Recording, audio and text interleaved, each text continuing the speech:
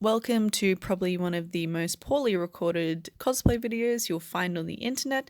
This is just a tutorial on how I styled my Jessie wig from Team Rocket. I learned all of what I know from Online Kind and Miss Cracker, so check them out. I will link them in the description. Everything I'll use in this tutorial will be on very much the cheap end of the scale. So when they come out of the bag, this is just a lace front. It was about $40 from eBay. I'll link it in the description. They come quite shiny and very generic. So we want to get rid of that shine and give it some volume and make it look more expensive than it actually is. So to start off, we're using a fabric softener solution made up of about a cap of fabric softener and about 5 caps of water, and we're going to spray that through the wig. Just like it does to your clothes, which are a synthetic fiber, it does it to the synthetic fibers of the wig. It softens and it actually stops it tangling as easy and makes it feel a lot nicer. So we're just going to spray a good amount of that in and brush it through. So we want to turn this mild widow peak into a strong widow's peak. So we're going to put the wig on our head and look at how far we want to take back this hairline to turn it into a strong widow's peak. So now we want to go in with some scissors and chop off that area that we want to remove in order to make that strong widow's peak. And we want to replicate it on the other side. Don't cut the lace too far back as it gets down to the sideburns area because you might have to use that later on.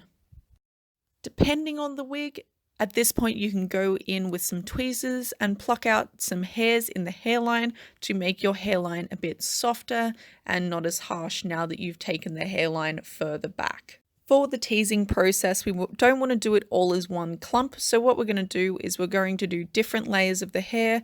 I've started from the base, I've straightened it, and now I'm going in and teasing it.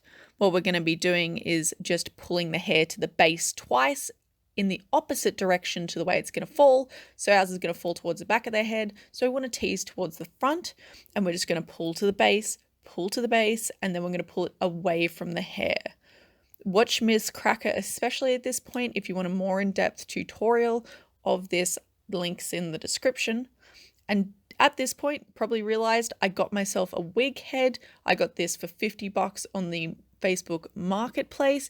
It is definitely worth it. It will save your back rather than teasing it in your lap gripped between your knees. It's worth it, guys. Just get yourself one. Just tease until you cry, going all the way up the layers, and then you should end up with something that looks atrocious like this. Now what we're going to do with this is we're just going to brush it out. You can just use a comb, you can use a brush.